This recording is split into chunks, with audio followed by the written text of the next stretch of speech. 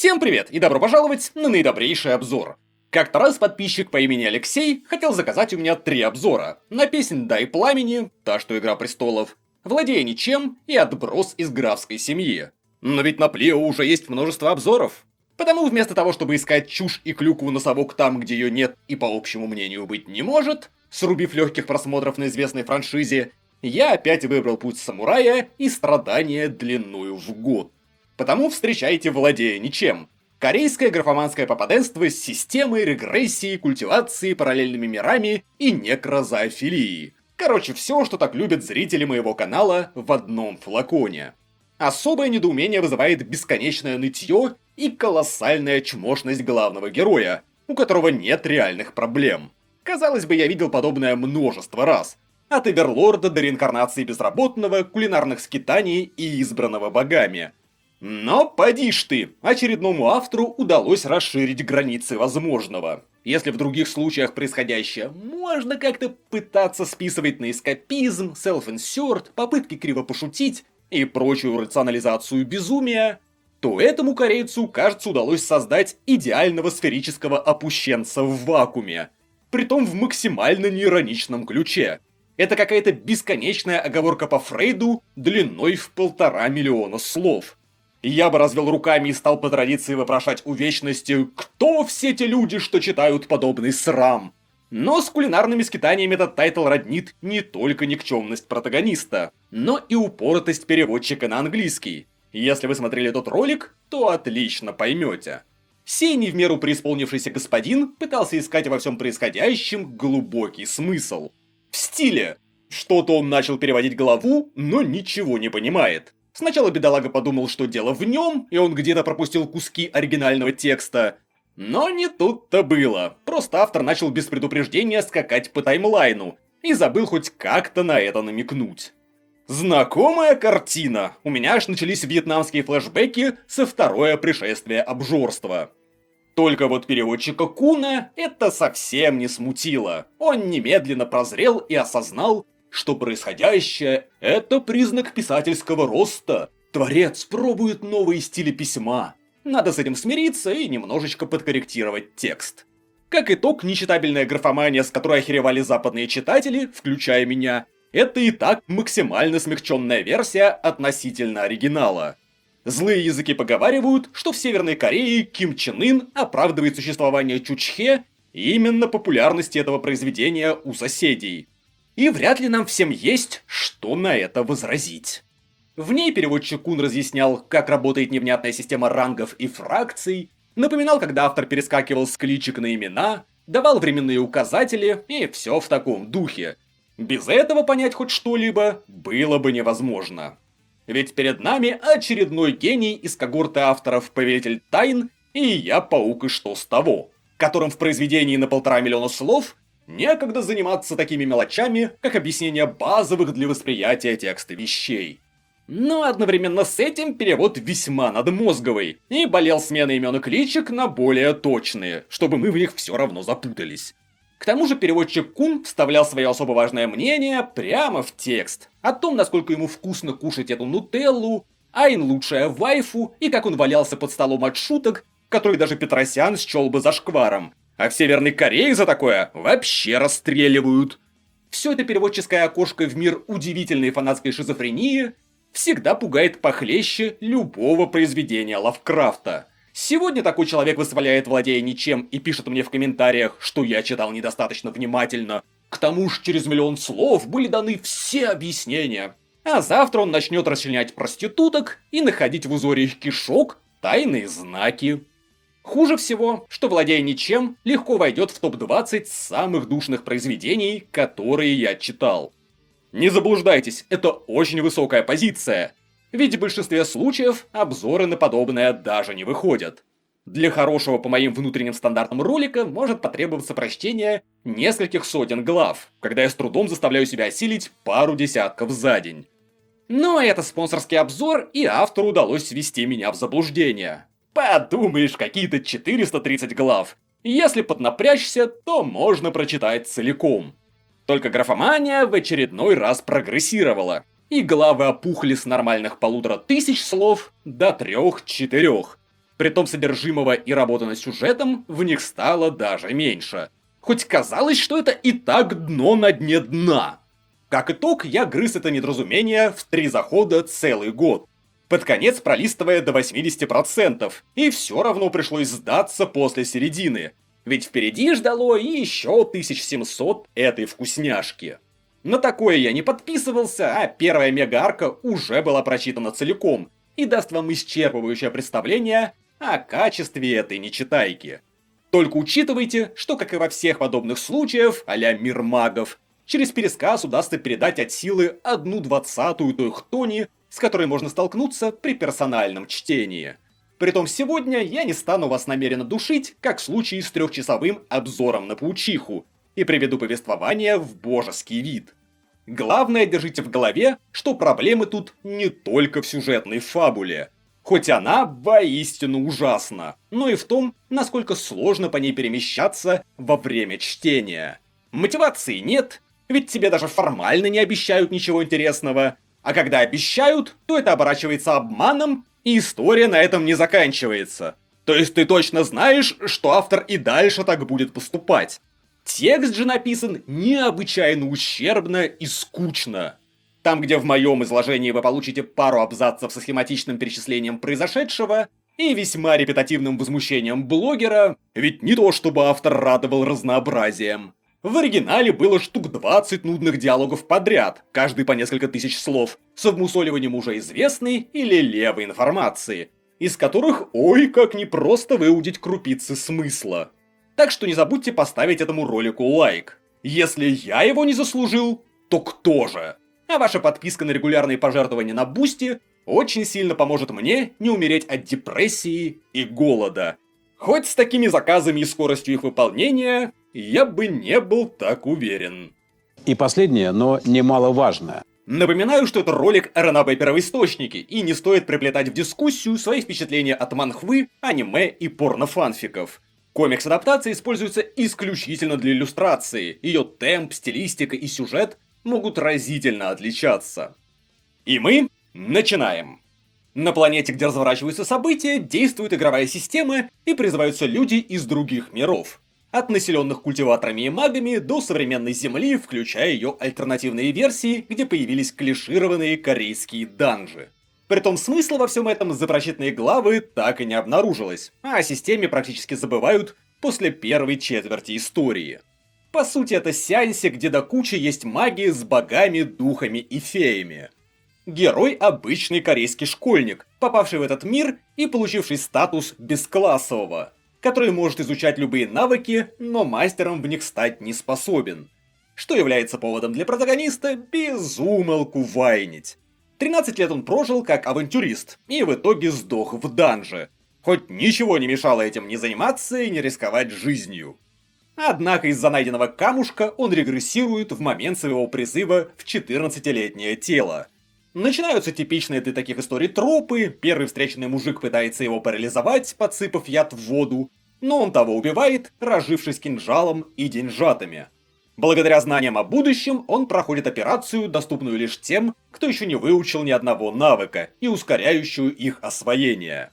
Хоть герой плачется, как ему не повезло в прошлой жизни, а оказывается он знает удобный навык культивации с уникальной фишкой, позволяющей сменить его на любой другой без штрафа. Повторюсь, что в скорости во всех подобных игровых условностях, ограничениях и бафах забудут. А так как он имеет опыт в этой технике, то тут же разблокируют несколько перков. И нацеливается на турнир через полгода для бесклассовых, где наградой будет зелье, которое повысит его ци. Про подобные эликсиры тоже потом забудут. Закупившись у добряка торговца, он устраивает засаду на гоблинов, после чего сбывает добычу трактирщику, который дает ему всякие преференции, решив, что он талантливый, а также знакомится с его бесполезной для сюжета дочуркой. Проходит 2 недели, и торговец предлагает пройти тест, принеся глаза 5 орков, тогда он даст ему пространственную сумку. Нет, это не нип, он просто дает квест, как в игре. Опять засада, превозмогайка, где он ставит жизнь на кон, и побеждает. Через месяц протагонист подкарауливает Виджи Хьюна, 13-летнего, нереально талантливого паренька-попаденца из Сянься, который потом станет выдающейся личностью. После объяснений про статус и остальное, тот предлагает герою дружить. А в благодарность за оплату гостиницы дает ему Убер-технику для культивации, ведь помнит их целую кучу. Оказывается, того до 10 лет держались в библиотеке, так что кроме властного отца и слуг, у него не было друзей. Ой, как все удобно складывается.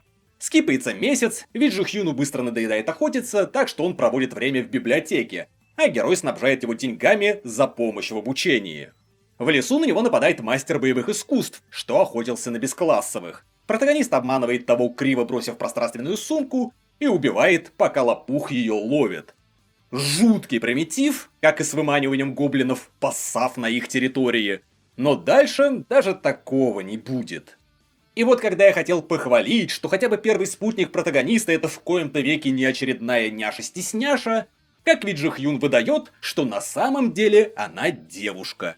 А герой делится тем, что регрессировал, и у него нет никаких целей и мотивации. Он просто хочет прокачаться, чтобы прокачаться и жить получше. Потому рискует шкурой на ровном месте. Хоть уже один раз откинул коньки, это выглядит вдвойне тупо. Попутно он ноет, как нечестно, что все вокруг талантливые, а он нет. Притом в мире, описанном автором, разрыв между обычными Алёшками вроде него и талантами, как эта девушка, какой-то космический, в тысячи и тысячи раз. Тут никаким упорным трудом или тактическим маневром это не покрыть. В итоге ведь Жихюн модифицирует для него навык копья, чтобы тот было попроще изучать такой пипеги, как он, а также отдает ему 20% своей ци. Вы правильно поняли.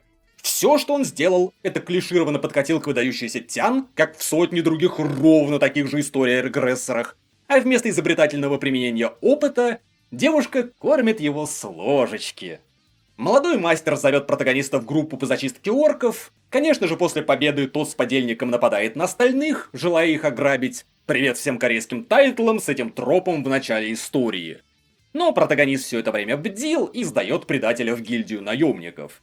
Глава Той выясняет, что он бесклассовый, хоть притворялся мастером боевых искусств. Приглашает стать наемником, но получает отказ.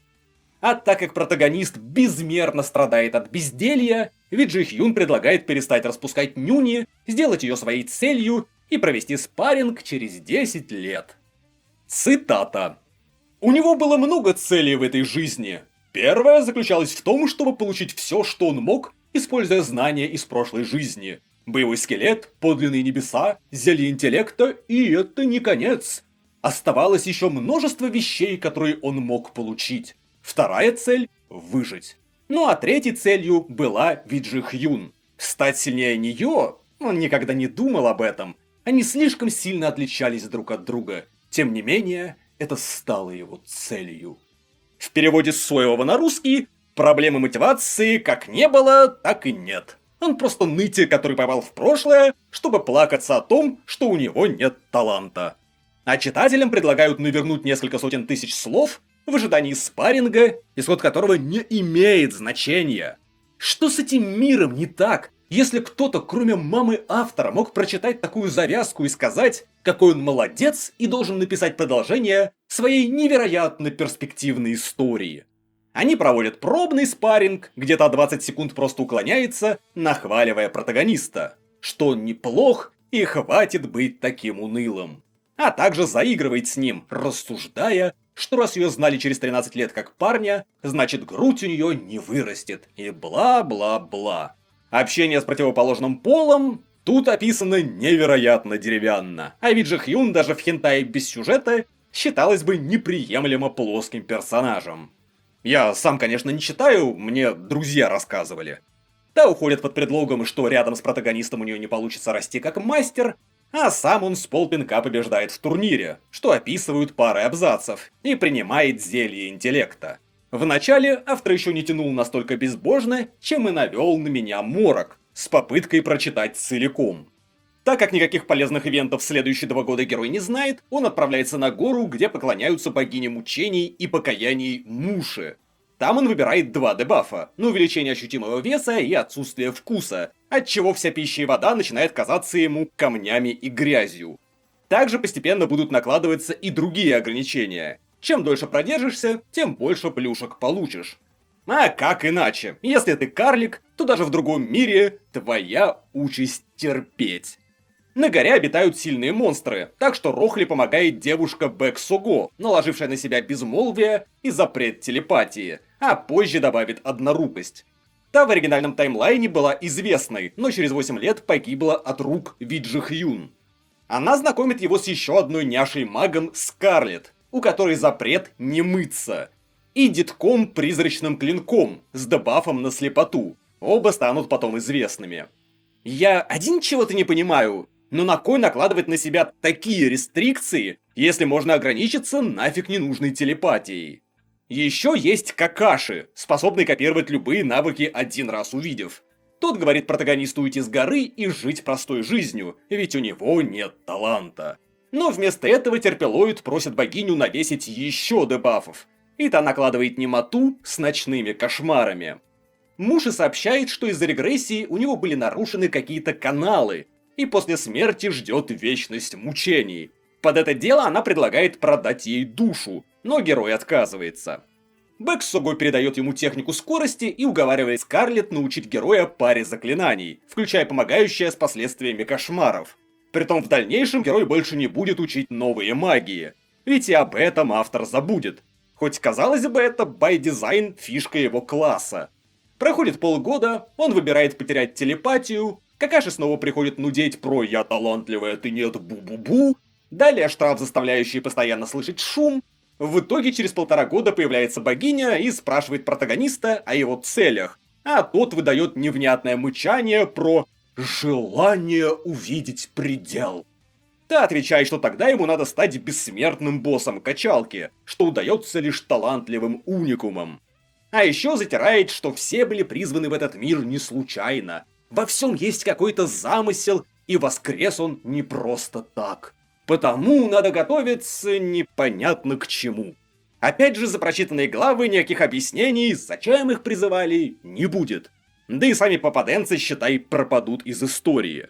Бонусом она советует после горы посетить бога времени. Оказывается, что Какаши — это сущность, созданная богиней, чтобы вселять отчаяние, а герой прошел это великое испытание. Ведь знал, что в оригинальном таймлайне не было такого персонажа. И еще один штраф, когда все запахи для него стали вонючими. Бэк Сого уходит с горы, с 7-м он теряет зрение, а 8-м получает запрет менять одежду. Просто офигенная арка. После нее читатели точно подсели на это произведение. Проходит 3 года, и богиня на прощание рекомендует его гильдии посредников Ирубурайс, связного которого герой всегда может вызвать, и тот предоставит ему буквально любой товар или услугу. Следующая цель протагониста — заполучить доспех А-ранга. Он становится наемником С-ранга, хоть тут есть СС и ССС. Берет миссию испытания на Огра, и с ним идет наемник, который выступает наблюдателем. Там они натыкаются на Огра-химеру, выпущенную темным магом из искусственного подземелья, где лежит доспех.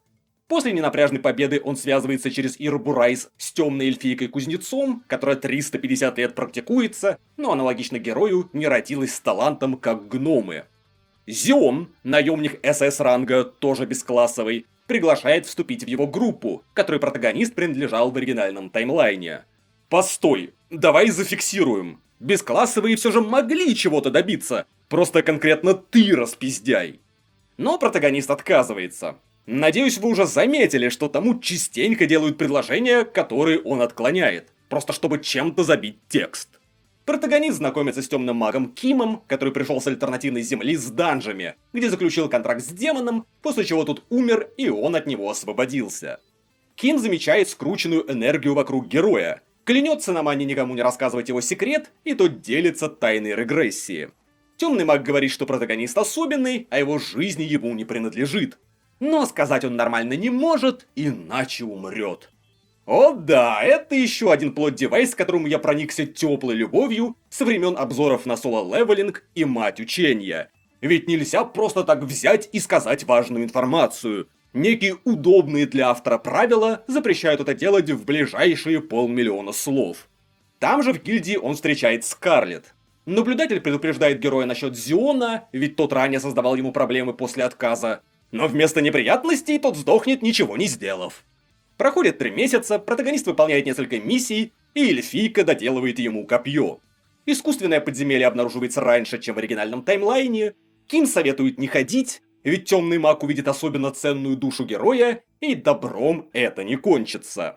Но тот не слушает, и Лич Фрискан, убив всех в его группе, начинает затирать какую-то дичь.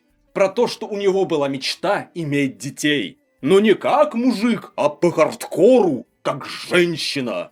Потому Лич хочет принести особенную душу героя в жертву и создать химеру. Вы же не думали, что обойдется без упорного кринжа пророжающих мужиков, как в Повелитель Тайн 2?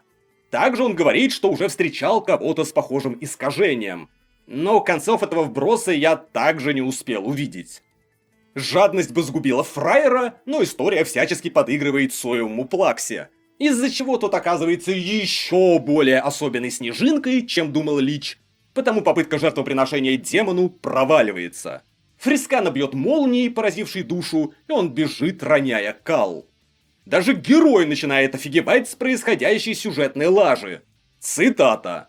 «После моего возвращения в прошлое мне сильно везет, и все как будто само собой идет в мои руки». Понимаешь, читатель, это не баг, а фича.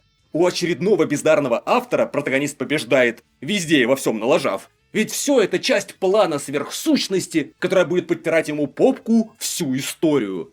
Да, как в ёбаном соло-левелинге и Повелителе Тайн 2. Ох уж эти гениальные, ничем не похожие друг на друга произведения. Лич убивает Зиона, но объявляется архимаг Ллойд, гоняющийся за Фрисканом 10 лет.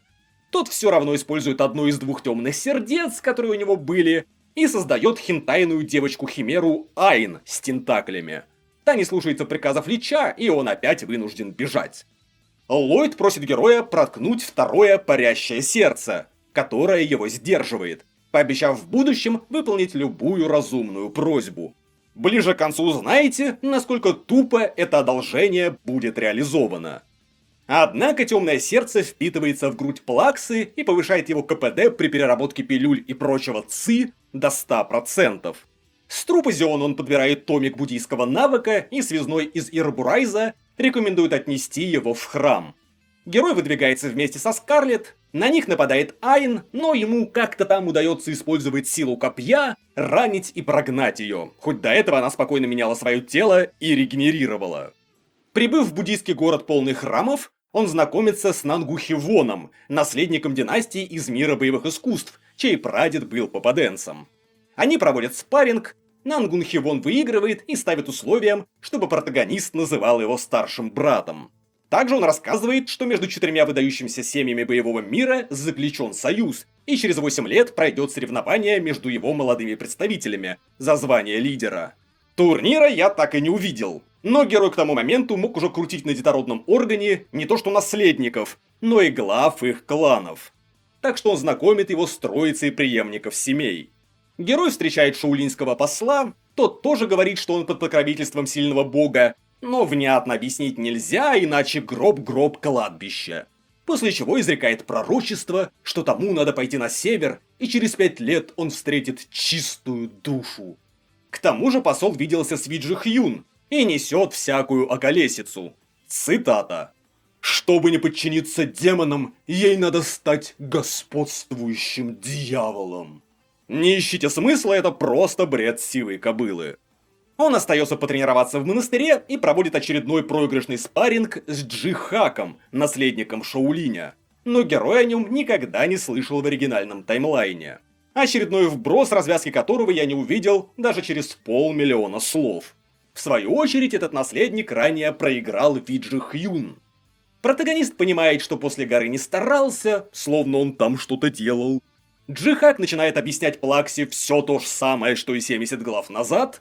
Мол, да, ты не талантливый, но сколько можно быть депрессивным хуем из-за неуверенности всирать имеющиеся возможности? После чего посол растолковывает, что это не автор очередной бездарь, у которого почти все персонажи добряки, помогающие протагонисту, как читатели справедливо думали все это время. Ведь из-за покровительства бога почти все вокруг автоматом испытывают к нему симпатию. Так что тот по просьбе героя снимает часть этого покровительства. Потому что надо самому себе выдумать проблему, коль нет реальных. Правда, ничего не поменяется. Нангун Хивон рассказывает, что признался девушке из четверки, но она его отвергла, ведь тот заносчивый. Протагонист узнает, что Виджи Хьюн и некий дьявол крови конфликтуют, чего не было в оригинальном таймлайне. И в сущности это ни на что не повлияет. К слову, тут дьявол — это погоняло человека, и девицу тоже зовут Малым Дьяволом. Потом фрагмент, как за ней увязалась группа из 20 человек-последователей. Виджи Хьюн проводит бой с этим дьяволом крови и отрубает ему руку. Не волнуйтесь, 20 прихлебателей скоро потеряется по мере повествования. Герой добирается с посланием до дуасистской фракции. Как и Шаолинь, это одна из 9 праведных сил. У входа он встречает детка призрачного клинка, который тусил с дебафом на слепоту от богини Муси. В оригинальном таймлайне он был убит Виджи Хьюн в подземелье вместе с Бак Сого. Оказывается, тот начал прибегать к темной магии, ведь его тело начало стареть. Герой встречает бога времени. Во время диалога выскакивает апостол божества, которое покровительствует протагонисту, так что нормально он тоже рассказать не может. Но советует найти некого Энвируса, который лишен смертности. Сам же протагонист, по его словам, влияет на мир, портя его через изменение истории. Но за прочитанные главы что-то ни хрена важного не поменялось, чтобы мир испортился. Вернувшись, он слышит, что дед убил главного даоса, а это идет вразрез с оригинальным таймлайном. Герой решает, что это он виноват, ведь тот ему завидовал, и ищет личной встречи, потому начинает сражаться с монахами, посланными перекрыть дорогу. Но появляется темный маг Ким, который за это время стал главой темной башни магов, а Скарлетт красной. Тот проводит героя и отмечает, что он лицемерный чмоня, ведь отказался от встроенной симпатии, когда уже собрал все сливки.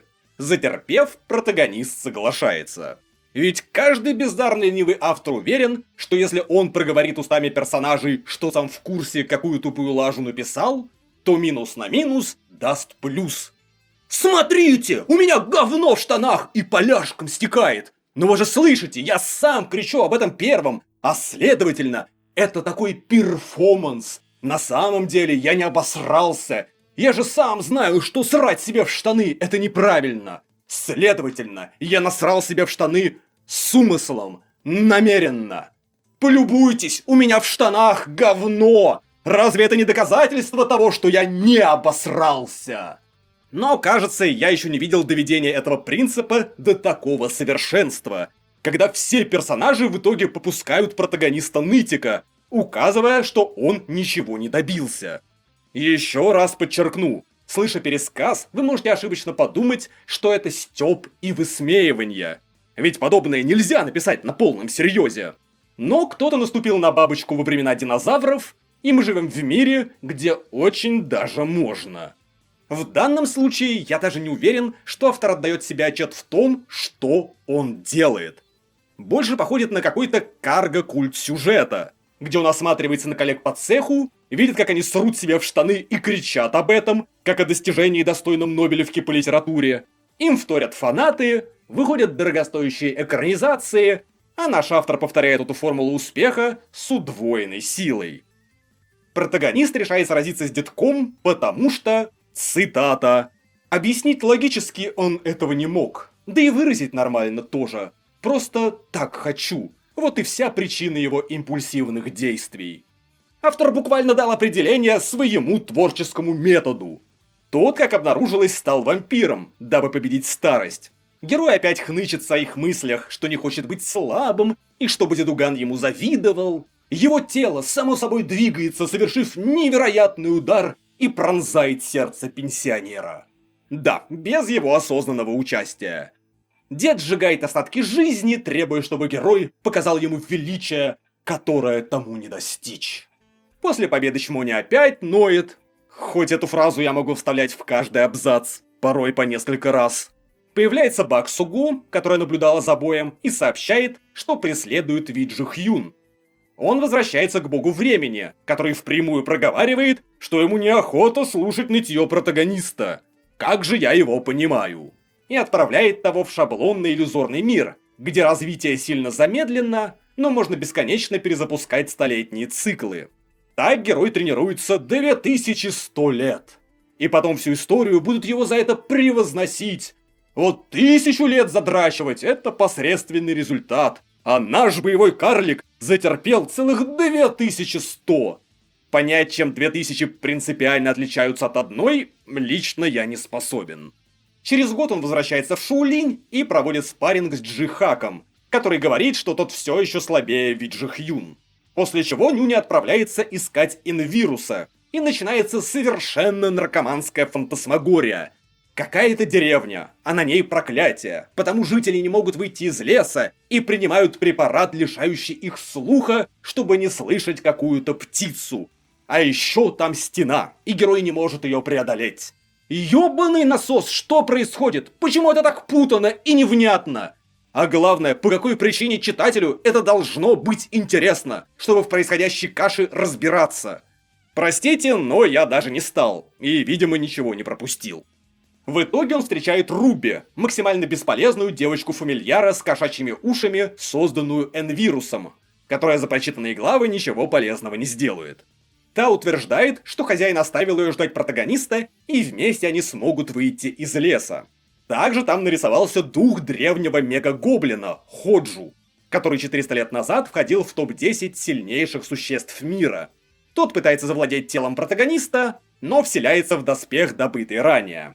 Открывается подземелье, где Виджи Хьюн должна убить друзьяшек героя, а члены праведных сил в него входят, чтобы та не загробастала награду, ведь ее считают злодейкой. Хоть та ничего плохого не делает, за ней просто следуют злодеи, и та их не прогоняет. Внутри на протагониста нападает монстр, принявший вид Бэк Сого. Виджи Хьюн встречает двойника героя и размышляет о размере своей груди, которая все еще маленькая. Нюня выбивает с двойника пилюльку и выменивает ее на технику у нового персонажа Чивиголя, который убил двойника приближенного Виджи Хьюн одинокого меча. Они сталкиваются с теткой из приспешников Виджи Хьюн. Герой разделяется с остальными и находит Бэк Сого, сражающийся с одним из подручных, а второй наблюдает. В итоге появляется двойник, который убивает приспешников оригинала. Протагонист говорит Бэк Сого отправляться за другими, пока он сдерживает доппельгенгера Виджи Хьюн. Но когда она встречает членов праведных сект, Чвиголь использует свиток телепортации, бросив героя в подземелье. Тот бы сдох, но на этот раз ему помогает Ходжу из доспеха, дав силы, которые другие не смогли бы использовать, но у протагониста есть темное сердце, созданное Личом. И опять же сами персонажи проговаривают, какая все это шляпа. Цитата. «Ты выиграл», – пробормотал Ходжу. «Что теперь чувствуешь? У тебя не было ни шанса на победу, но ты одолел его с помощью моей силы. Ты гордишься собой?» Виджи Хьюн убивает босса подземелья, встречается с героем, опять вспоминают про ее сиськи, и яда, что они встретятся через год. То есть и тут импотентская история остается максимально беззубой. Читателям пообещали конфликт, где одна потенциальная пассия убивает другую. Но ничего подобного, это был ее злой двойник. Он связывается с эльфикой и дает ей орехалк, найденный в подземелье, чтобы та выковала новое копье и укрепила броню, в которой поселился Ходжу.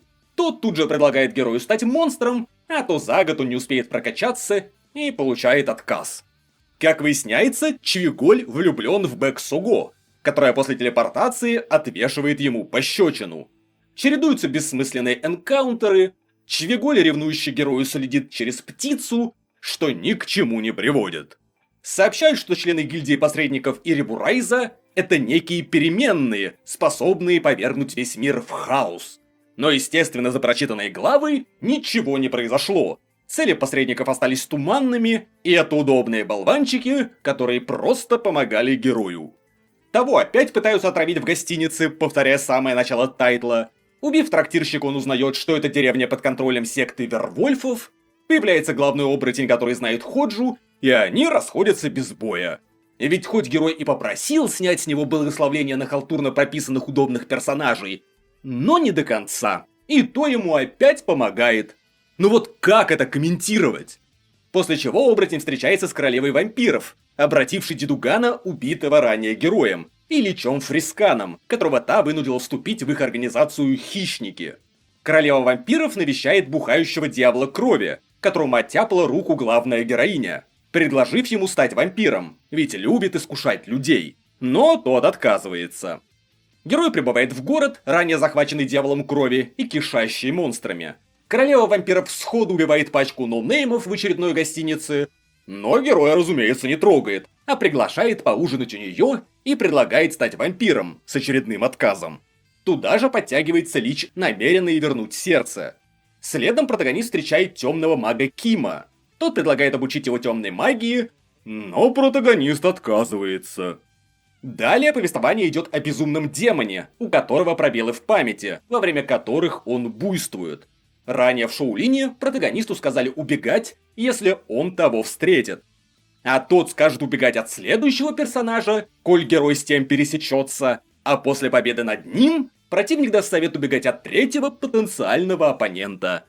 Да, это просто копипаста. Айн опять нападает, но посреди боя их обоих атакует безумный демон. Тентакли отступает. Тот, конечно же, не собирается убивать протагониста, ведь ему просто охота посражаться с мастером в надежде, что тот потом вырастет для нового спарринга.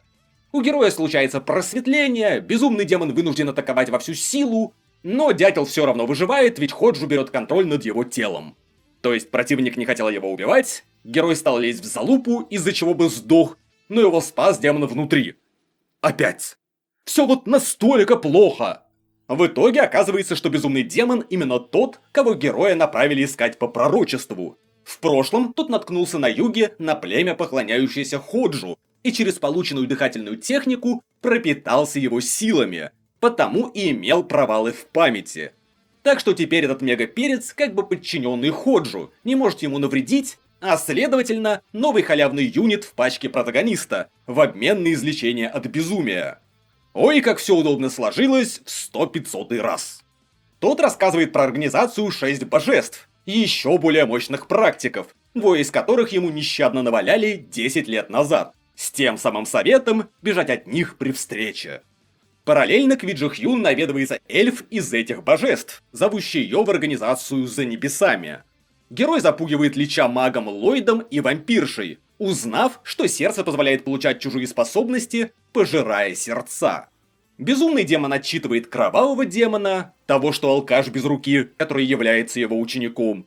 Герой проводит с ним бой и побеждает, после чего Однорукий соглашается стать вампиром, а безумный демон учит протагониста своей технике под аккомпанемент привычного нытья про неталантливость и тупость, пока чмоню гладят по головке и успокаивают.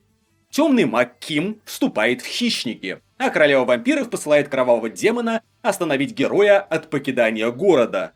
Но убивать его нельзя, ведь это должна быть игра в поддавки.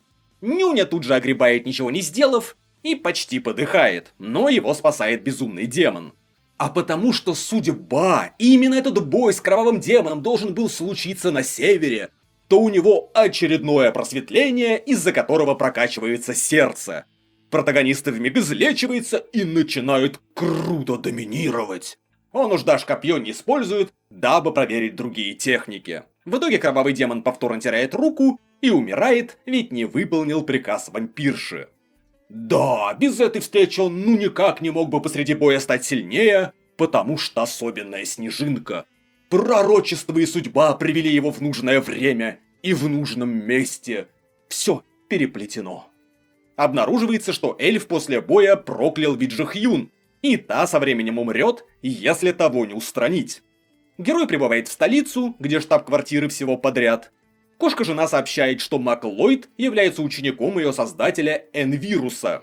А тот как раз на медне забредал и просил передать послание, чтобы тот не отказывался от человечности, ведь последние главы все подряд ему это предлагают.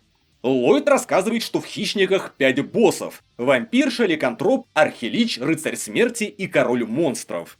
За день до намеченной дуэли с Виджи-Хьюн к нему наведывается некий крутой копейщик, который традиционно хотел спарринг, но протагонист просит повременить. Перед намеченной встречей Чмоня загоняется, не купить ли ему цветы, но шансов у него нет, бу-бу-бу. Однако на входе в город Виджи-Хьюн задерживает тот самый копейщик, ведь она называет себя малым небесным демоном. Подскакивает протагонист и изи побеждает хрена, которого ввели в прошлой главе, под разговоры, какой тут лицемер и хочет стать героем, убив Виджи-Хьюн. А она вроде и не отрицает, что злодейка. Но насколько же импотентский конфликт на ровном месте, с максимально левым персонажем. И как бы вот этого читателя ждали 500 000 слов. Ортодоксальные фракции посылают отряд, чтобы убить ослабленную Ви Джи Хьюн. Так что герой тащит ее в Орден Самы. Это что-то вроде нейтральной хаотической фракции, которая юзает условно злые навыки, но не устраивает резню, как хищники и прочие монстры. Выясняется, что эльф, наложивший проклятие, также из-за него в ослабленном состоянии. Но так как найти его не удается, хоть потом он обнаружится в лесу эльфов, где живут эльфы. Правда ли это было так сложно? Они решают двинуться на юг, как и планировалось, а там есть колдуны, и они могут помочь с проклятием. Болтовня с главой отделения Ордена Самы, потом тем овладевает Лорд Сама, который всем заправляет и говорит, что лично помочь не может. Герой опять пересекается с копейщиком и убивает его. Это конец, персонажа тупо слили. Приходит хрен из 6 божеств и, естественно, проговаривает, что героя он убивать не хочет, а лишь проверить его. Ведь же Хьюн тот на самом деле защищал, пока она слаба. А копейщику позволил напасть, чтобы та испытала отчаяние в бою и все же согласилась к ним вступить. А почему он сам на нее не напал? И по сути это то же самое, что и с королевой вампиров или безумным демоном. Топовым экспертам этого мирка тупо нехер делать, кроме как подталкивать новичков вступить к ним хитровыебенными методами или проводить спарринги, желая подтолкнуть их рост, потому что они от безделья не находят себе места. На никаких реальных целей, проблем, политических игр, войн за ресурсы и всего в таком духе тут нет. Так что очередные поддавки. Протагонист посреди боя опять использует силы Ходжу, скрестив сердцем, и ранит противника, который валял балду. А когда тот решает взяться за дело серьезно и таки убить его, жопку подтирает подскочивший Лорд Сама. Хоть тот сказал, что не придет. Вот такие крутые повороты сюжета, когда персонажи обманывают героя и читателя, чтобы создать видимость опасности, хоть ее не было. У героя один зрачок становится золотым, мол, он частично обратился в нечеловека. Идут кринжовые диалоги про то, как все у Ви Джи Хьюн с протагонистом в первый раз, и будет еще много первых разов. После чего они разделяются, и та идет с Лордом Самой. А в город на пути съехались молодые дарования праведных сект, ведь у пары из них родился Чибик. Так что герои берут у гильдии посредников маски, меняющие внешность. Угу, то есть тут есть такие маски, как и в половине других сеанся. Так почему же проклятая Ви Джи Хьюн такую не использовала, а поперлась в город на бетоне? Притом позже появятся еще одни маски, меняющие внешность, ведь нам нужно больше повторов всего. Герой узнает у колдуна, где найти эльфа, после чего того нанимает посланный за протагонистом умственно отсталый наследник. Мол, тот даже не в курсе про опасный лес у себя под боком и думает, что это будет прогулка по парку, а они легко победят.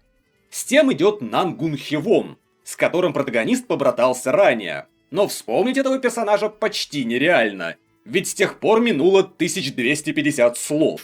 Вроде как Дунита женат на девице, который признался Нангун Хивон ранее, и это она недавно родила. Но брак договорной, и у них любовный треугольник. Впрочем, кому не насрать.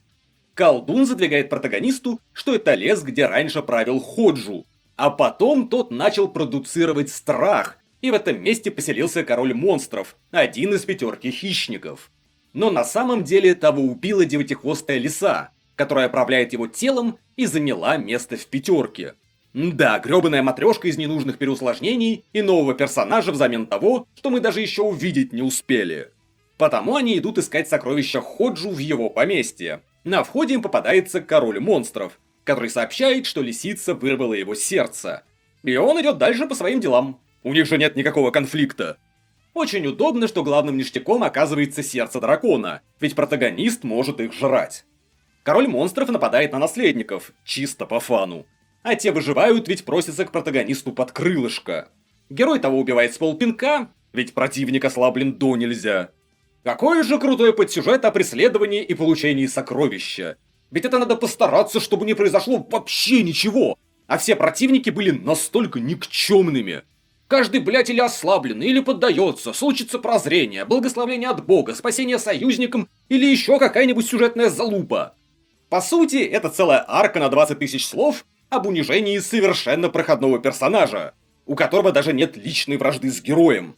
А в конце всплывает, что того послали в погоню, дабы был предлог убить его и жену. Хер знает зачем. Притом ключевой вопрос не меняется. Какое читателям до этого дело?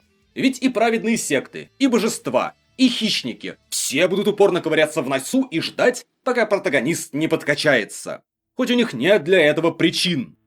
Он дает темной эльфийке кости и чешую дракона для крафта и ищет кого-нибудь, кто мог бы обработать сердце перед поглощением. Показывают сцены с батей убитого наследничка, состоящим в обществе из 4 главных праведных семей культиваторов. Бэксого, я уже забыл, что такая девушка есть в этой жвачке, тусит на той же горе и прокачивается обетами у бога Муши, чтобы стать сильнее и догнать героя. Тем временем тот прибывает в деревню, где безумный демон получил технику дыхания. Однако годом ранее на ту напал огненный монстр, и выживших спасла девятихвостая лисица. В том числе умерла девушка, в которую тот был влюблен. Правда, читатели о ней узнали 5 минут назад. Ведь только всякие лохи продумывают сюжет наперед. Колдун просит узнать про свою наставницу через гильдию посредников и отделяется от них. Та объясняет герою, что есть судьба, а есть предназначение. Он отмечен последним, а потому обречен нарушать нити судьбы. Вдобавок, она дружит с лисицей и может узнать про монстра, напавшего на деревню. А оказывается, девятихвостая в долгу перед Ходжу, ведь он помог ей, когда она была еще обычным зверьком. Та предлагает подсобить, чтобы он овладел телом чмошника, плывущего по течению ленивого сюжета. Но ясен-красен Ходжу отказывается. Сук, я не могу! До чего же все в мире автора удобно устроено в пользу протагониста, который так ныл о своей неталантливости и нефартовости. В большинстве случаев даже превозмогайка с прозрениями не нужна. Чертов монстр, злой от природы, который изначально планировал им овладеть, не использует возможность, а превращается в брони и начинает срать радугой. Таким образом, протагонист получает технику, что решает проблему со становлением полуюкаем. А чтобы 2 раза не вставать, нужный монстр сам нападает на город, пока лисица отлучилась. Герою наведывается Энвирус, тот, что создал бесполезную для сюжета кошка-жену Руби. У него тоже извращенная судьба, как и у Чмони. А встречи с протагонистом он избегал, ведь тогда станет частью его предназначения. Но герою никак нельзя отказываться от человечности, ведь он, возможно, сойдет с ума и начнет сеять хаос, слившись с Ходжу. Да ничего себе! Вот это откровение! Если стать монстром, можно стать монстром! Не зря мы так долго этого ждали. Удивил, так удивил. К слову, а что мешало так и сказать в прошлом послании? Притом сам он ни хера толком не знает. Ведь смертные не могут познать судьбу. Ой, все так сложно, ничего прямо сейчас объяснить не можем. Прочитай еще 500 000 слов. А все это какая-то невероятно ущербная попытка притянуть стандартную тему с противостоянием судьбе из культяпок в историю, где у протагониста никаких проблем с судьбой не было. Он просто чмо и нытик без целей, который зачем-то полез в данж и там сдох. Энвирус объясняет, что протагонист вырвался из судьбы, реинкарнировав, но попал в предназначение апостола конца. Ясное дело, Чмоня ни с того ни с сего заявляет, что хочет сам вершить свою судьбу. И во всем этом нет ни толики смысла или реального сюжетного конфликта.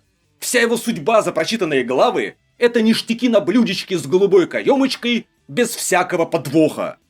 Параллельно огненному монстру на город нападает Лич Фрискан, Архилич из 5 хищников, а также темный маг Ким. Потому Энвирус просит подсобить, а в награду обработает сердце дракона.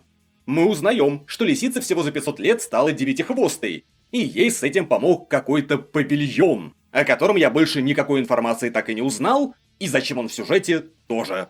Герой без труда уничтожает тело Лича Фрискана, Энвирус, увидев Архилича, вызывает некого Лапласа из тех, кто заправляет гильдией посредников Эрбурайза, растолковывают, что 100 лет назад он при их помощи скрылся от судьбы, а теперь решил сожрать сферу с частью своей души, вернувшись в ее поток.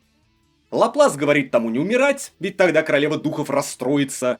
Зачем-то сообщают, что Инвируса на самом деле зовут Каин. Наверное, потому что у каждого должно быть куча имен и погонял, чтобы читатель запутался. Герой встречает темного мага Кима, скрывающего личность. Тот накастовывает на него заклинание печати, думая, что она его сдержит. Но ничего подобного, и тот тут же пробивает дырку и выбирается. Инвирус и Архилич сходятся. Льется шлаковая информация про какого-то рыцаря смерти с мощной душой, которого тот не призывает, ведь он не подчиняется приказам. И он его не призовет. Забудьте. Инвирус в ответ на некроманскую магию призывает духа воздуха, ведь он способен использовать любых духов без контракта, потому что в него влюблена их королева. Архилич посылает Айн, которую ранее отжал у Фрискана, на перерез герою. Куча нежити с одной стороны, духов с другой, но магический круг злодеев сразу не срабатывает, ведь безумный демон параллельно сдерживает монстра, который должен был посеять хаос и тот запитать. Архилич впускает в себя демона и посылает Айн в круг. Дескать, тот абсорбирует силы юкаев тот живших, накопленные городом, а темное сердце позволит их поглотить. А у протагониста тоже такое есть, потому он следом лезет в круг, забив на опасность. Авось как-нибудь проканает. Естественно, идут рассказы про то, как 2100 лет задротства закалили его мозг. Потому он выдерживает боль и прокачивается. Архилич и Инвирус ослабевают, но темный маг Ким не добивает последнего, мол, нафиг ему геморрой с мстящей королевой духов. Вместо этого он выкачивает из ослабшего Архилича знания о мощной магии вымирания и убивает того. Ну ничего себе! Очередной удобный поворот сюжета, где вместо эскалации проблем протагонисту и его друзьяшке помог противник. Тем временем Архилич, проживший сотни лет, такой лопух, что не подумал о возможности предательства мужичка, 5 минут назад вступившего в их суперзлодейскую организацию. Но наш Абапел все равно превращается в монстра. Так что Ходжу пробуждает его внутри сознания, где герой сражается с существом, появившимся в его воображении. А то, проиграв, заявляет, что они еще встретятся. Там же появляется какой-то мега-хрен, приглядывающий за протагонистом, несказанно сильнее Ходжу и прочих топовых экспертов мира. Он помогает гоблину получить просветление и таким образом стабилизировать героя, вернув в нормальный вид. А почему бы и нет? Одна сущность внутри героя помогает другой сущности внутри героя, пока он сам сражается с третьей сущностью внутри своего сознания. Инвирус снаружи как бы жертвует собой, конвертировав жизненную силу в манну и высосав душу из Айн, чтобы выручить протагониста. Но вы же не забыли, о какой импотентской нутелле идет речь. Потому темный маг Ким забирает тело Айн и призывает королеву духов. Та спасает любовничка, а герою подгоняет обработанное драконье сердце. Притом мы узнаем, что мега-маг, которого протагонист искал 500 000 слов, каблук, а таких у автора принято спасать, холить и лелеять. На другом поле боя безумный демон уступает огненному монстру и аналогично сжигает свои жизненные силы, вознамерившись утащить за собой убийцу внезапно вылупившейся возлюбленной. В процессе он все равно начинает проигрывать, потому кошка-жена принимает удар за него. Он воодушевляется и в конце все же убивает оппонента. А Руби затягивает в мир духов, вслед за забранным туда Энвирусом. Наставница колдуна говорит, что безумного демона можно спасти, если заключить контракт с демоном настоящим, в том храме, где сейчас Девятихвостая. Только тот по дороге все равно подыхает. Напоследок попросив не забывать о его личной технике, которой он обучил героя. Все под разговоры, как они с ним и Руби сдружились. Непонятно когда, ведь интересных приключений или химии в диалогах у них не было. Опять же, все настолько плохо написано, что посреди боя ты уверен в бессмертности персонажа. Ведь тебе показали, что сжигать свои силы можно безнаказанно. А потом самопожертвование все же реально оказывается самопожертвованием. И перед смертью он размышляет, что у героя в такие моменты случаются просветления, а вот ему такой халявы никогда не перепадет. Нам говорят, что безумного демона можно спасти, но нет, и через пару строк он откинулся в дороге. Казалось бы, первый погибший персонаж. Событие по местным меркам просто разрывающее шаблон. Но если автор рукожоп, то на практике это вызывает лишь недоумение и искренний похер. Персонаж неинтересный, его вендетта выскочила внезапно, бой был фуфлом, никакой реальной дружбы между ним и протагонистом не пахнет. К тому же опять намеренно подсветили, что есть особенные снежинки, которых кто-то спасет и будут просветления по очередному пророчеству, а есть простые Алёшки, которые все же могут умереть. Протагонист всю историю ноет, словно он простой работяга, как этот безумный демон, хотя это очевидно не так. Все происходящее настолько в кривь и в кость написано, что не может работать. Сообщают, что эльф из божеств получил приказ привести в организацию Виджихюн от божественного духа, которому они поклоняются, а передала послание некая божественная дева. Также этот божественный дух предсказал возможную кончину эльфа, потому послал еще одного члена организации, с которым они на пару в прошлом отделали безумного демона, как бог-черепаху. Герой таки прется в лес эльфов, которые вот эта неожиданность не верят, что он не пришел кого-нибудь утащить в рабство, и нападают. Так что через пытки и убийства, они ж первые начали, он добивается местоположения длинноухого, проклявшего возлюбленную. Притом пытаться что-то нормально объяснить он не будет. Ведь это очередная недоистория, где вместо эволюции персонажа через сюжетные перипетии ему промывает мозг и меняет характер какая-то хреновина. В данном случае монстрофикация. Отчего мы получаем вот такие диалоги. Цитата. «Зачем ты пришел за старейшиной? Он должен умереть!» С пафосом говорит герой. Ой, и почему эти эльфы на него нападают? Неужели подобное обоснование оказалось недостаточным? Так что он теперь из чмони на полшишечки перековывается в резкого как понос нагибатора. Потому что обмазан читами и мозги промыты. Дочка хрена с проклятием оказывается невероятно тупой и решает не докладывать о вторжении. Мол, зачем беспокоить папку? Пока герой крошит их отряд в капусту и нудно качает на лоу-левельных противниках технику бессмертного демона, льется поток воды. О том, как эльфы не учат боевые искусства, ведь люди были первопроходцами, и прочее бессмысленное бла-бла-бла на 1000 слов о том, что ничего не поделать, приходится убивать невинных эльфов ради спасения девушки. А так как нормальной персональной истории и мотивации главной героини тоже не завезли, то сопереживать целям протагониста как-то сложно. Виджихюн могла бы не подставлять своего симпа, а просто вступить в эту организацию. Ее даже не пытались по-настоящему убить. В чем тут конфликт, кроме нехочухи на ровном месте и той же ничем не обоснованной тупости с другой стороны? Он сходится с мужичком из божеств, автор пытается построить убогий сюжетный конструкт, где ранее безумный демон тому проиграл, а противник высокомерный и не считает его технику ценной, как и самого протагониста, ведь сил тот добился при помощи гоблина. И в чем он, собственно, не прав. Так что сейчас герой покарает этого персонажа, имевшего пару реплик, заставив в конце все же спросить название техники. Но перед этим невероятно тягомотный бой, где протагонист вынимает дюжину умений по 10 слов в названии у каждой. В стиле, цитата, «Боевое искусство безумного небесного демона Кровавое кольцо – осколки Кровавого кольца». В оригинале они, кажется, вообще записаны китайскими иероглифами для особых понтов. Так он в процессе достигает уровня трансцендентности, даже не спрашивайте, какой это по счету. Постигает силы пространства и легко побеждает. А тот перед смертью говорит, что если он встретит Канга из божеств, то ему надо просто бежать. Ага, слово в слово, как про него говорил сам безумный демон. И далее вглубь. Эльф сдается, чтобы спасти других и дочурку, но герой всячески порывается пытать и убивать окружающих, ведь теряет человечность, так что Ходжу его отговаривает. Ушастый рассказывает, что цель их организации – устранить всех монстров и изменить законы мира, чтобы не появлялись новые, вроде некромантов. А праведные силы действуют с ними сообща. Притом Виджихюн нужна для осуществления плана, ведь очередное пророчество. Правильно, зачем вся эта мотивация и работа над сюжетом, если все можно объяснить пророчествами и божественными правилами, которые сами по себе не нуждаются в обоснованиях. То есть это сюжетная рекурсия. Потому что потому.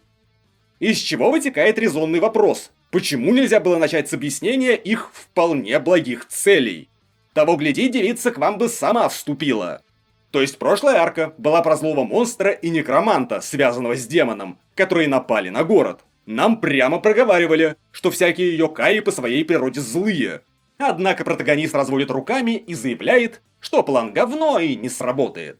Хоть откуда у него появились компетенции, чтобы судить по таким вопросам, мне непонятно. И опять же, как это все должно работать и в чем идея? Это не тот мир, где праведные силы обвиняют каких-нибудь демонов во всех смертных грехах, а они на самом деле такие же работяги, просто с рогами и копытами. Даже друзьяшка героя темный маг Ким в скорости выковыряет 5000 сердец обычных селян. Но вместо внятного сюжета наверни читатель нудные рэндом-энкаунтеры. То кто-то герою предлагает перевести контрабанду, а он отказывается. То какие-то конфликты с мелкими наемниками, хоть он уже топовый эксперт в рамках континента. Ну сколько можно? Я не хочу слушать очередные очень важные разговоры с ямщиками, барменами, владельцами кораблей и прочим сюжетным мусором, о котором забудут уже в следующем абзаце. Зачем так тянуть резину?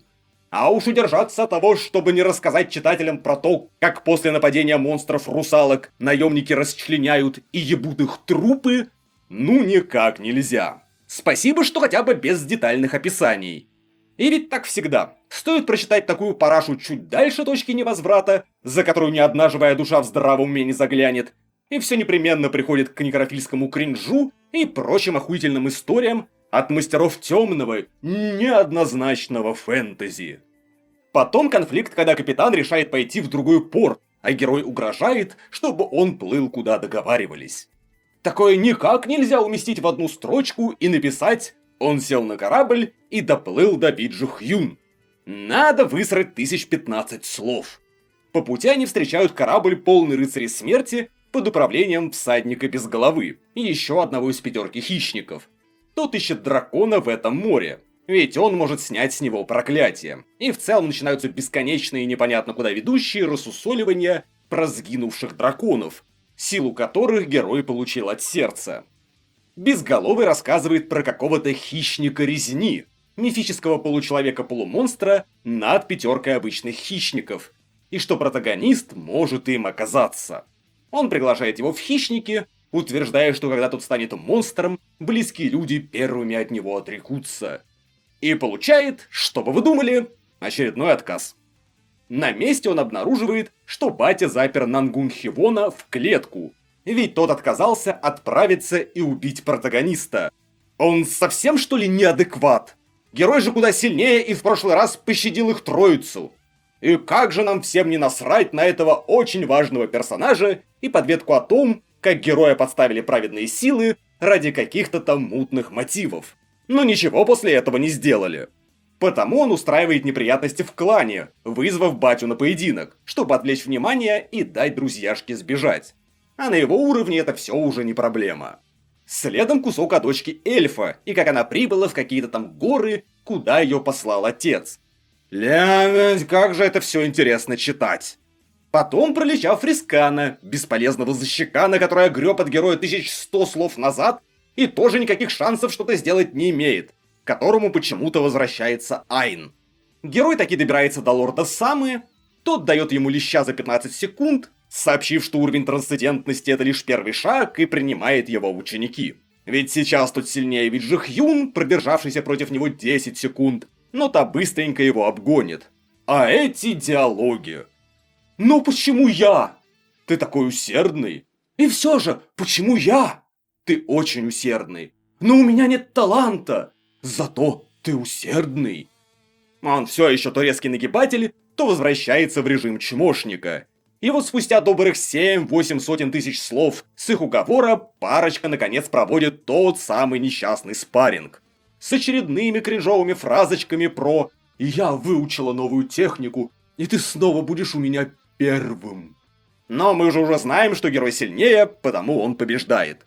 А девица заявляет, что пойдет опять шляться по миру, дабы они потом еще раз сразились, и она снова стала для него целью. На колу мочала, начинай сначала. Герой встречает королеву-фей, во владениях которой они тусят, и та выдает очередное невнятное пустословие об апостоле конца. Ничего не ясно, ничего не предрешено, сказать нормально не могу, ведь какой-то там договор между богами и сущностями вроде нее. Лорд Сама дает ему новую дыхательную технику и берется научить пространственному умению. тот снова ноет, что «может, ну его нафиг, таланта не хватит, и мать твою, сколько можно быть такой плаксой!» Ходжу говорит Чмоне подкатить наконец-то к самочке, ведь та явно не против. Но Нюня машет головой, сытся и отвечает «нет-нет, она точно мной не интересуется». Так что девице самой приходится нарядиться в платьице и намекать, что раз тот победил, то ему полагается награда. Но лох это судьба, и он продолжает мямлить. Так что ведь Джихьюн уже прямым текстом проговаривает, что рассматривает его не только как друга. «Запусти уже краба в трусы!» И кажется, это единственная мысль, которую история может отчетливо донести до читателя. И если ты соевый чмошник, как протагонист, то единственный способ получить секс бесплатно – это вовремя загрумить малолетку. И желательно, чтобы ту десяток лет держали в подвале, которая, несмотря ни на что, выберет такое никчемное ничтожество. Так что он в конце концов ей вдувает. После чего история переключается к Бэк Сого. Разумеется, самое время о ней вспомнить. Ведь пока та качалась на горе 1300 слов, намереваясь нагнать протагониста, он обзавелся девушкой, и эта потенциальная любовная линия была слита в унитаз. Та опять терпела запреты от Муши, которая делает ее своей инкарнацией, и отправляет проходить знакомое нам испытание у бога времени. Но если вы подумали, что герой перестал быть омешкой, то не волнуйтесь. Ходжу тут же попускает Чмоню, отметив, что у него криповые мысли насчет девицы, а в постели он выступил как конченый девственник. Хоть ранее сообщали особо важную информацию, что в прошлой жизни он снимал шлюх. То есть герой настолько опущенец, что даже сексом нормально не заняться, ведь за ним смотрит гоблин и комментирует. Малолетний дебил, малолетний дебил, малолетний дебил, малолетний дебил, малолетний дебил. После чего Виджихьюн просыпается и говорит, что он рукожоп, и ей было больно, подтверждая слова Ходжу. Нет, я правда все еще не понимаю, как можно описать настолько конченого вырожденца, притом в явно неироничном и комплиментарном ключе. Лот сама заявляет, что хотел научить его супертехнике, доступной при соблюдении инцельского целибата.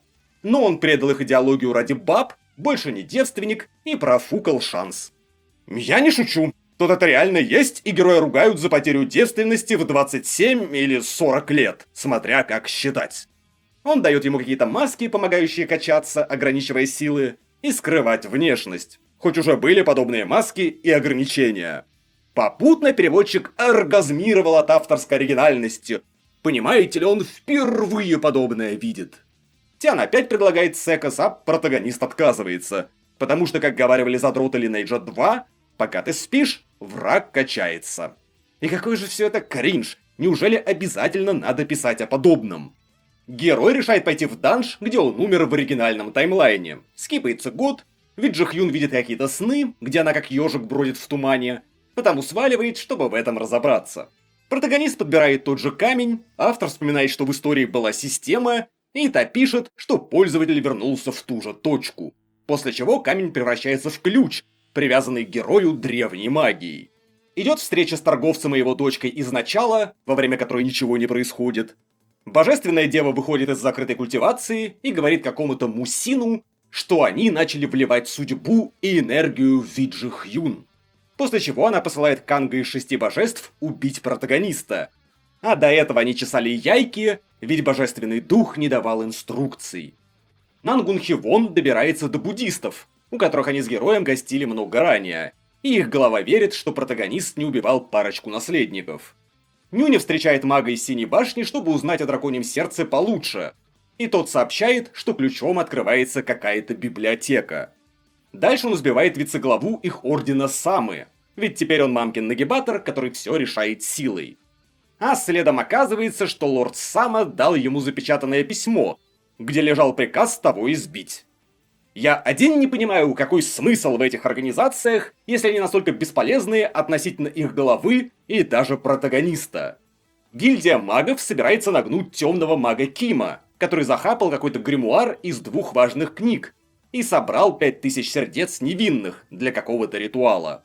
Скарлетт, с которой герой ранее путешествовал, вынуждена присоединиться из-за долга кому-то там, хоть не шибко хочет. Так что герой решает выдвинуться на север и защитить девицу. После телепортации он встречает королеву вампиров, которая опять жужжит про желание покусать и переспать с героем. Но делать она ничего не будет. Просто напомню масштабы. В прошлый раз это произошло минимум 300 тысяч слов назад.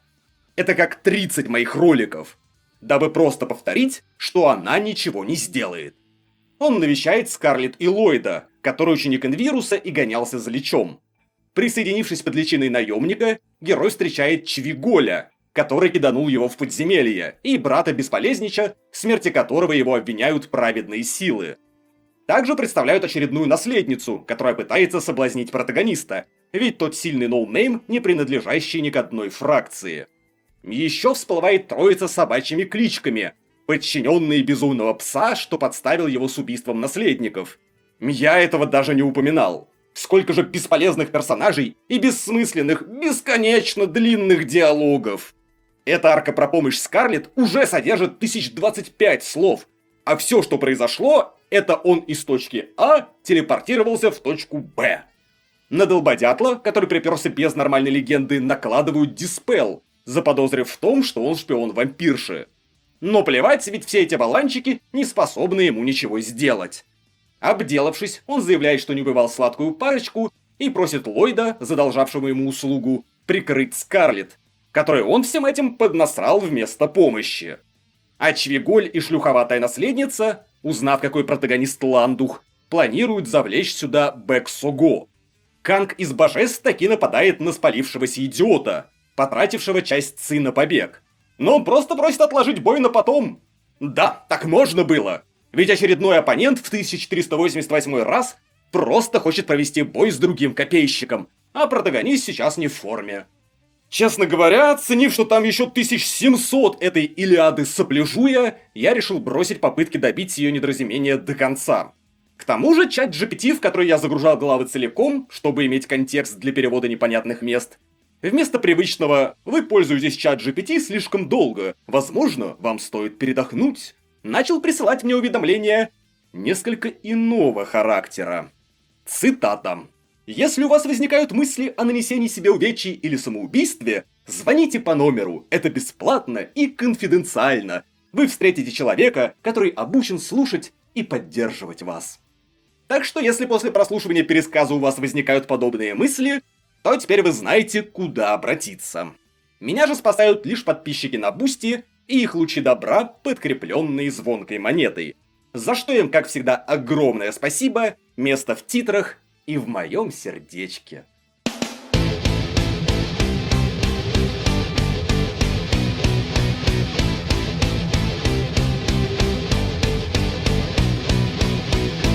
ММРы опуская, затерпеть в телефоне чат читая и терпеть, Стаса поддержать, приехать, потерпеть, бить по стенке с грозным видом, со всей дури терпеть, когда ошибаешься, терпеть, когда унижают, терпилами не рождаются, терпилами умирают.